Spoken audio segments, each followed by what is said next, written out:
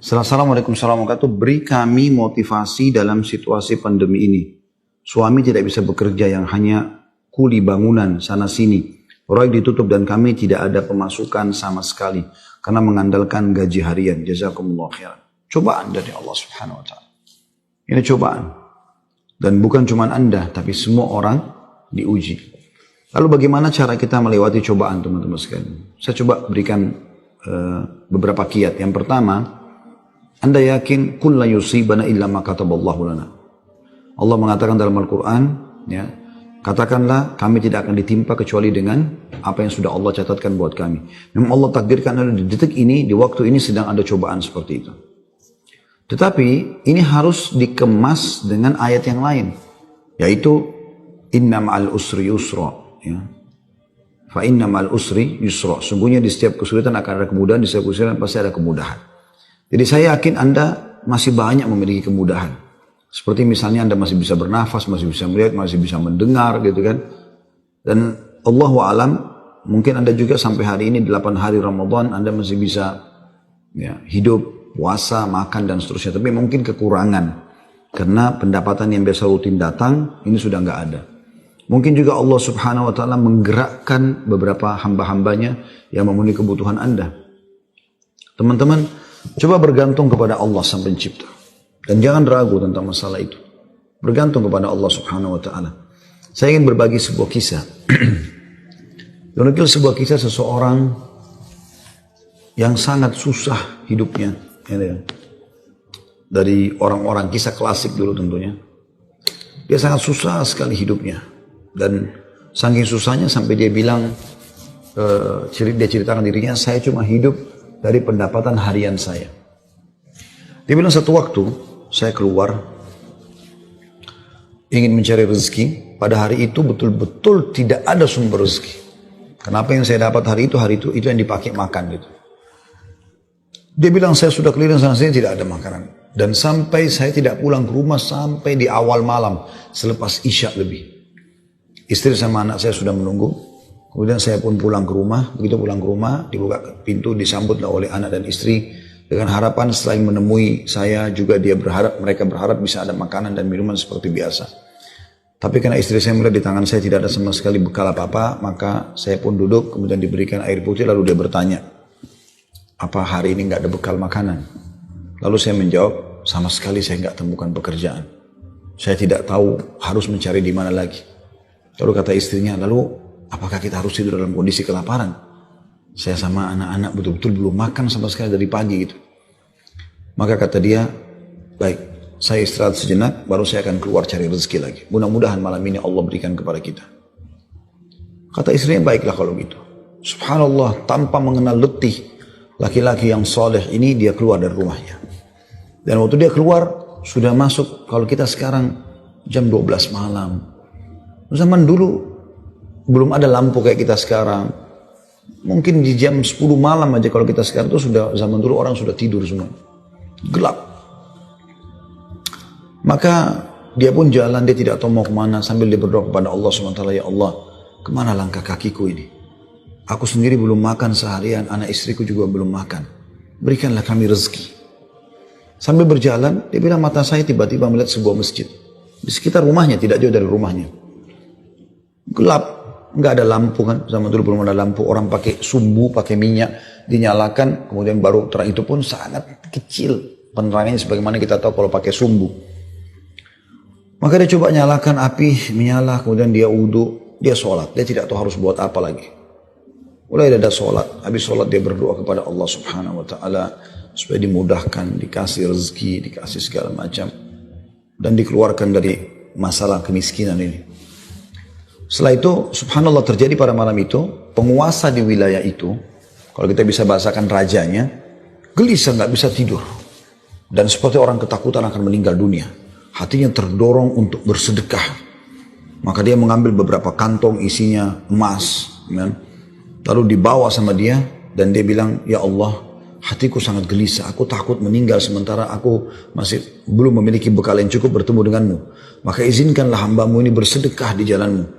Dia bawa berapa banyak karung yang dia bisa bawa, karung-karung kecil, bungkusan emas semuanya.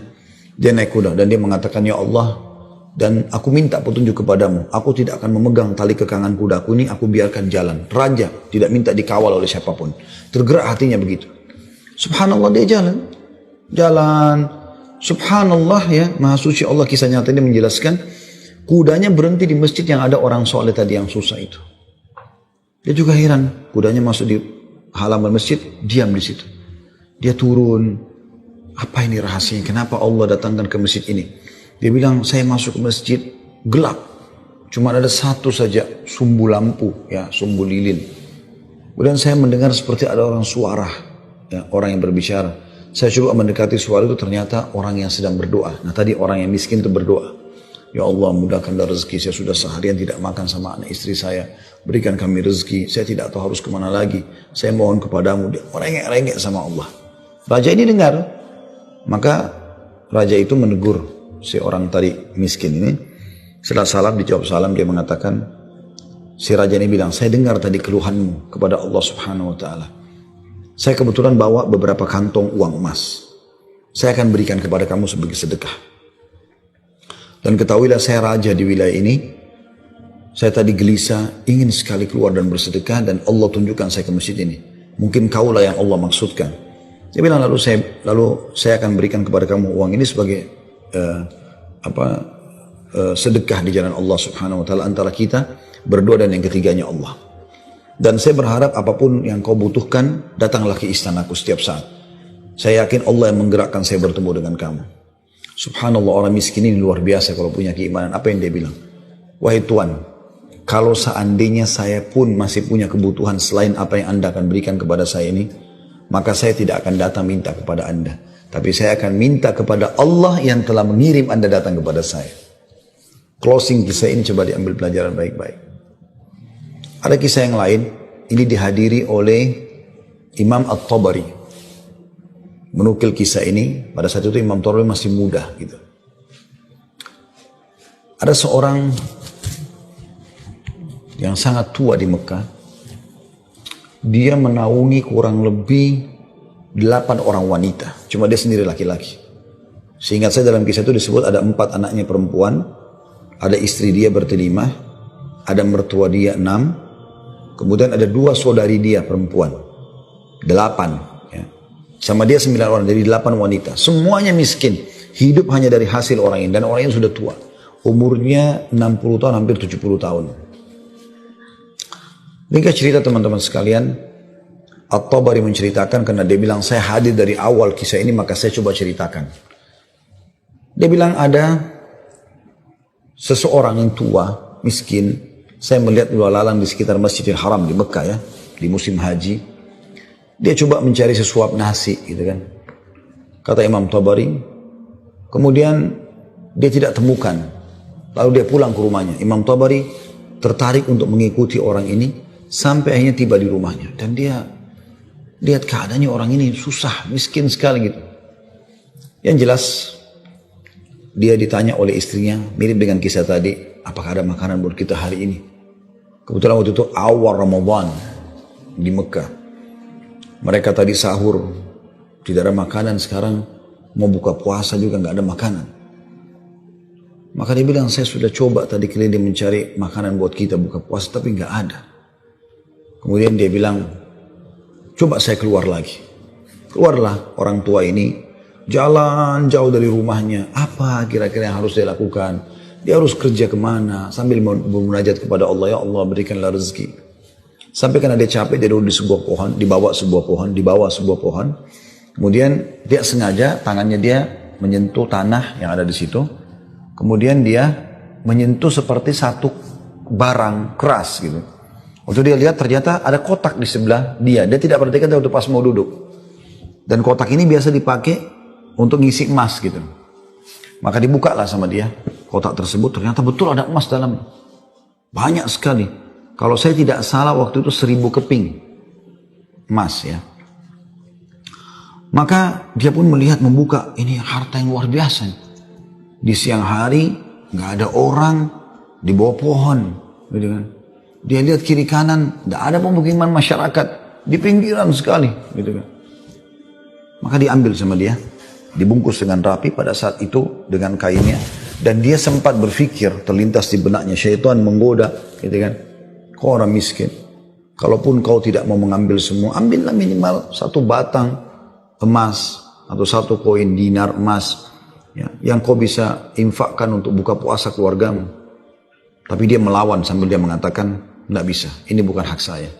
Kalaupun ini luqata ini seperti harta yang harta yang ditemukan, kan itu syaratnya harus teman-teman sekalian diiklankan selama setahun ya. Selama setahun Anda iklankan, kalau sudah setahun baru bisa mungkin jadi hak milik Anda. Ya. Yang jelas teman-teman sekalian, dia pulang ke rumahnya, lalu kemudian dia rencana tidak mau sampaikan kepada istrinya. Terus istrinya rupanya karena membuka pintu melihat ada di tangannya sesuatu, maka istrinya bilang, apa kau sudah bawa bekal buat kami? Kata dia, nggak ada.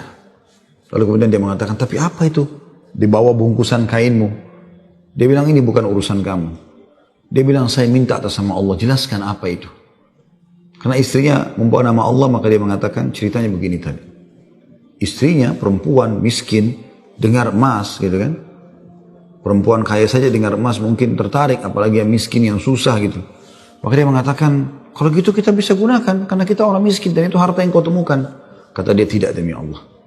Kalaupun ini kita bisa gunakan setelah 1 tahun kita iklankan. Tidak boleh sembarangan.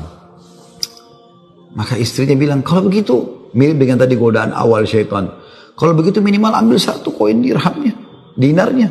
Kita pakai buka puasa. Halal buat kita sekarang. Kita ini miskin sekali, nggak bisa apa-apa. 8 orang kau harus naungin sekarang. Dia bilang, tidak demi Allah. Kalau seandainya kau sentuh kotak ini ada yang kau ambil, demi Allah kau saya ceraikan. Istrinya kaget dengan kata-kata itu, akhirnya dia lihat keseriusan suaminya, tidak berani juga. Disimpanlah di rumahnya. Akhirnya tiba waktu buka puasa, mereka buka puasa apa adanya, air putih saja, roti-roti kering ada di rumah, itulah yang dimakan sudah.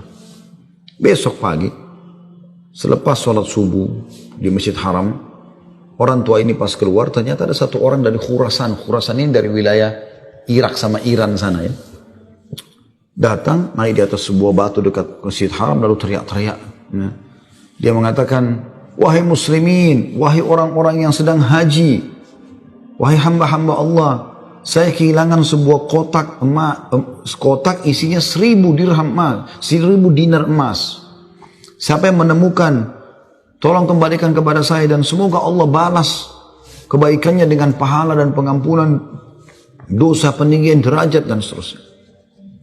Rupanya si orang tua ini dengar, kotak ini dia yang temukan kemarin, tapi dia juga butuh. Maka dia mengatakan, wahai Khurasani, Khurasani kayak orang dari Khurasan. Dia tahu ini dari Khurasan, mungkin dari face wajahnya gitu kan, mirip-mirip orang Khurasan. Wahai Khurasan, kalau ada orang yang temukan, berapa kau kasih dia? Kemudian kata orang tersebut gitu kan, Khurasan itu, berapa kira-kira dia minta? Kata orang tua ini, minimal aku kasih dia setengahnya. Kata orang Khurasan, tidak bisa. Kalau begitu, kasihlah berapa yang kau mau. Mungkin 1/10-nya. 10% maksudnya. Kata orang Khurasan, tidak bisa. Dia kembalikan karena Allah, dan saya doakan supaya dapat pahala di sisi Allah. Dia miskin. Ini hari kedua Ramadan. Sahur dan buka puasa kemarin pas-pasan cuma dengan roti kering dengan air putih. Sudah tua, umurnya hampir 70 tahun. Mau kerja di mana? Di rumahnya sudah ada emas yang begitu banyak. Godaannya luar biasa. Ya. Ini teman-teman mohon maaf agak panjang saya sampaikan dan saya jawab pertanyaan ini karena saya melihat memang ini permasalahan yang dihadapin sekarang ya. Dan butuh jawaban secara keimanan. Apalagi tadi penanya tadi minta semacam motivasi apa yang bisa disampaikan. Jadi saya harus menyampaikan kisah ini. Mudah-mudahan teman-teman yang sedang menghadapi PHK, lagi susah kayak tadi, ibu ini berkeluh kesah, suaminya hanya kuli bangunan, sekarang lagi berhenti dan segala macam. Insya Allah diberikan jalan keluar. Baik, kita kembali ke kisah tadi teman-teman sekalian. Maka orang ini pulang ke rumahnya lalu dia mengatakan, wahai istriku, aku sudah temukan pemilik emas ini. Kata istrinya, alhamdulillah kalau begitu. Bagaimana perkembangan? Tapi saya minta sama dia supaya dia bayar sesuatu. Terus negosiasi dia tanya mau berapa, saya bilang sekitar setengahnya, dia nolak, ya sepertiganya menolak, seperempatnya menolak, sampai saya terakhir tekankan sepersepuluhnya saja, dia juga nggak mau, dia hanya mau doakan saja. Kata istrinya, coba kau kembali ke dia, siapa tahu dia masih mau negosiasi, ya kan? Dia bilang baiklah. Dia kembali lagi, ketemu lagi sama orang tadi, gitu kan, di hari yang ketiga sekarang. Maka orang itu sama orang Khurasan naik ke atas batu yang sama dekat Masjid Haram. Wahai muslimin, wahai orang-orang yang haji, wahai hamba-hamba Allah, ada nggak menemukan peti saya isinya 1.000 dinar emas, gitu kan? Semoga Allah berikan dia kedudukan, Allah ampuni dosanya, angkat derajatnya dan seterusnya, didoakan gitu. Datang lagi orang tuanya mengatakan, wahai Khurasan, saya sudah bilang sama kau kemarin, berilah upah. Mungkin kalau kau tawarkan upah, orangnya mau mengembalikan penemunya. Kata dia, berapa paman saya kasih? Dia bilang, saya bilang kemarin 1/10. Orang sana mengatakan, enggak, saya enggak mau. Kalau begitu, berikan dia 1 saja. 1%, 1 saja. Ya, dinar itu, yang dia bisa pakai setengahnya, dia sedekahkan untuk beri makan orang-orang susah di sekitar haram, setengahnya lagi dia pakai buat kebutuhan keluarganya. Orang Khurasan ini diam lalu mengatakan, tidak demi Allah. Jadi luar biasa, dia nggak mau kasih. Pokoknya dia kembalikan utuh, ya, atau nggak usah. Dan dia berharap pahala di sisi Allah. Kalau dia minta bayaran, saya nggak mau. Orang ini kembali lagi ke rumahnya, bilang lagi sama istrinya, orang ini betul-betul tidak mau. 1 koin dinar, 1 dinar pun dia nggak mau kasih. Kata istrinya, lalu bagaimana? Kata dia, saya akan berazam sudah mau kembalikan. Semoga Allah menyelesaikan permasalahan kita. Kata Imam Tabari yang menceritakan kisah ini, dia betul-betul hadiri kisah ini. Dia tahu ini jalan ceritanya dan dia menceritakan. Lalu orang ini kembali lagi, ternyata di hari selanjutnya masih sama lagi kejadiannya. Terus kemudian kata orang tua ini, karena sudah 3 hari berturut-turut, dia mengatakan, wahai Khurasan, kau mau petimu? Saya tahu di mana petimu itu. Kata dia, ya baiklah, saya akan ikut. Ikutlah dia. Kata Imam Tabari, saya ikut ke rumahnya orang tua ini. Jalan.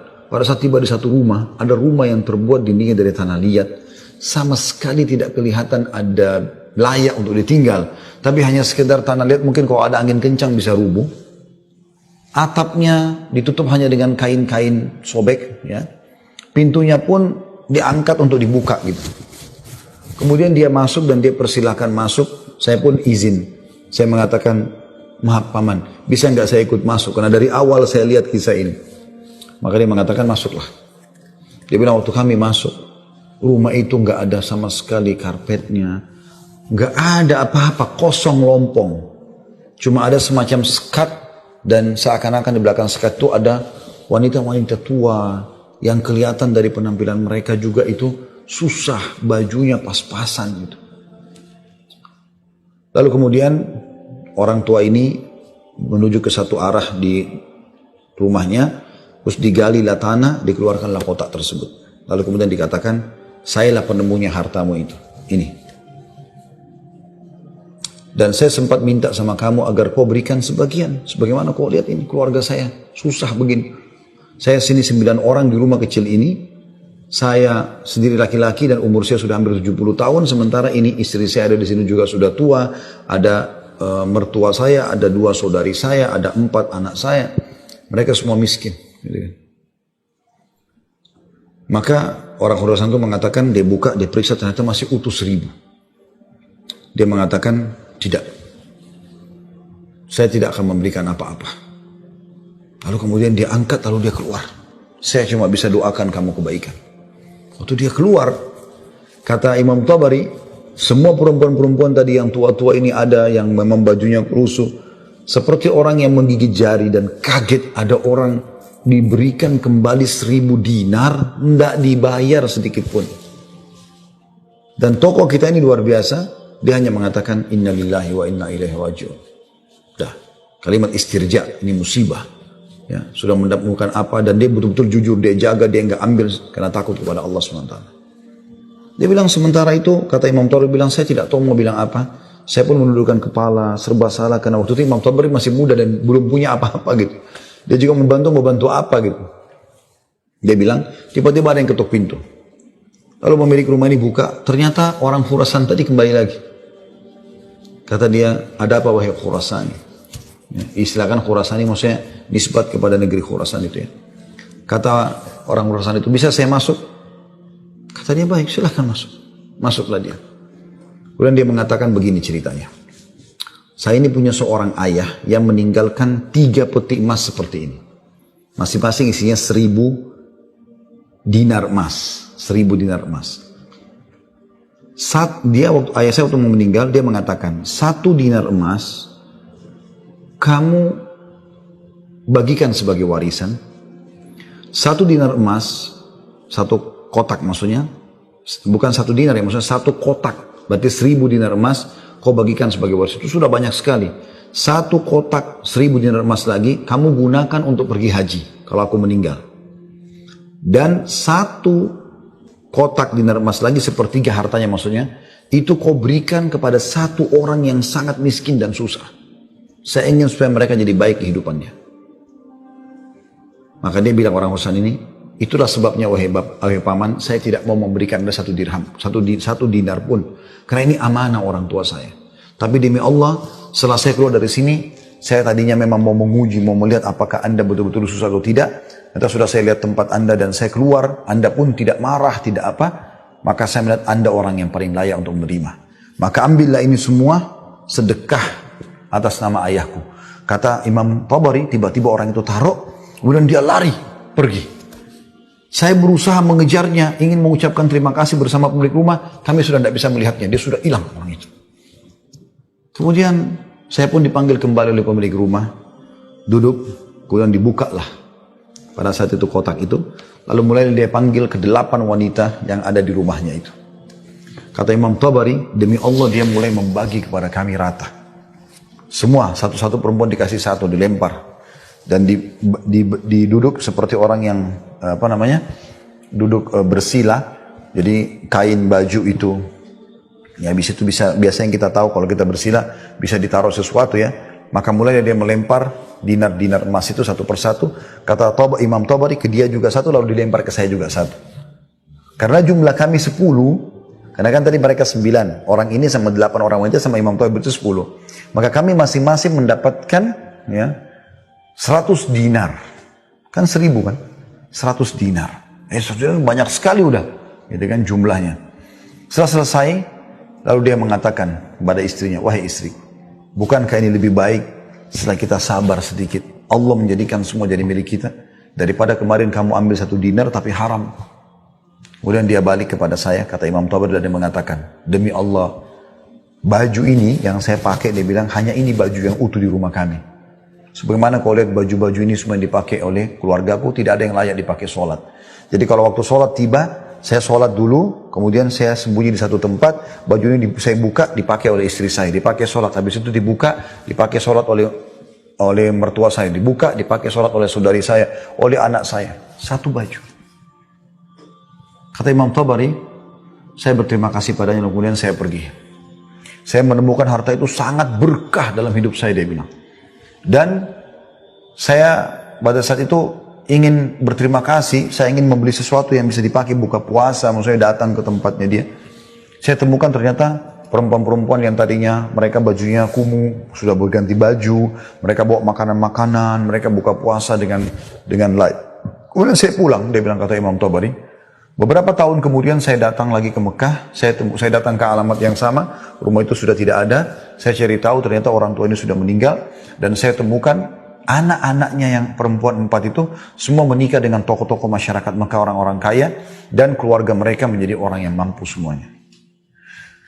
Butuh kesabaran akhi dan ukhti. Yakinlah, Allah tidak akan membuat kita susah. Allah tidak ingin itu. Tapi cobaan lagi datang, apalagi bukan kepada Anda sendiri. Selanjutnya juga saya sarankan sunnah Nabi SAW, kalau kita sedang diberikan cobaan, lihat orang yang di atas kita. Lihat orang yang lebih susah. Kalau kita pincang, na'udzubillah, puntung kakinya 1, lihat orang yang puntung kakinya dua. Puntung kakinya dua, lihat orang yang juga puntung tangannya. Puntung kaki dan tangannya, lihat orang yang buta. Selalu orang yang lebih susah. Sehingga kita selalu tahu nikmat Allah begitu besar kepada kita. Kadang-kadang teman-teman saya lihat ada orang berkeluh kesahnya luar biasa, padahal sebenarnya masalahnya kecil dalam hidupnya. Masalahnya masih bisa dia laluin, tapi dia besar-besarkan masalah itu. Sehingga akhirnya dia tidak bisa melalui cobaan dengan baik. Apa kata Umar radhiyallahu anhu tentang masalah ini? Orang yang Allah berikan cobaan kepada dia, dan pasti Allah akan uji hamba-hambanya. Sebagaimana Allah jelaskan dalam surah Al-Baqarah, ya, ayat 155 ya. A'udzubillahi minasyaitonirrajim. Walanabluwannakum bisyai'in minal khauf. Kami pasti akan menguji kalian dengan sedikit takut. Minal khaufi wal ju', rasa lapar.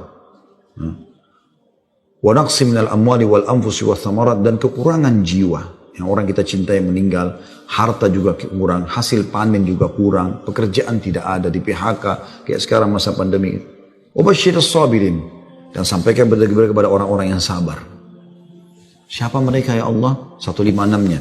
Alladzina idza asabathum musibatun qalu inna lillahi wa inna ilaihi raji'un. Mereka yang kalau ditimpa musibah mereka mengatakan kami milik Allah, kami akan kembali kepada Allah.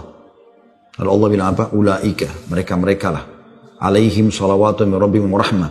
Mereka akan dapat ya jalan keluar dan rezeki dari Tuhan mereka. Wa ulaika humul muflihun, dan mereka adalah orang-orang yang beruntung, gitu kan? Dari sini teman-teman sekalian, Anda sabar dalam melaluinya dan lihat orang yang lebih berat. Insya Allah akan ada jalan keluar, tidak mungkin tidak.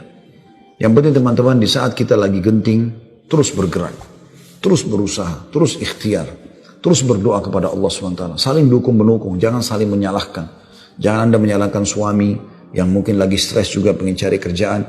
Jangan juga suami berhenti total dari usaha. Apa saja. Mungkin rezeki Anda ada pada tetangga Anda, mungkin ada rumah yang mewah, yang bagus di dekat rumah, tawarkan diri. Betul-betul masa pandemi ini saya kuli bangunan, saya nggak bisa kerja apa-apa, rumah saya di sebelah sini. Ada yang bisa saya kerjakan, bersihin kebun kah, ke taman kah, di sini. Apalah ya, cuci mobil, kan bisa apa saja. Coba. Mungkin rezeki di situ. Siapa tahu Allah SWT gerakkan mereka orang-orang kaya tetangga Anda itu, justru mereka bisa menyiapkan buka puasa, sahur. Alhamdulillah, kehidupan bisa berjalan, gitu kan?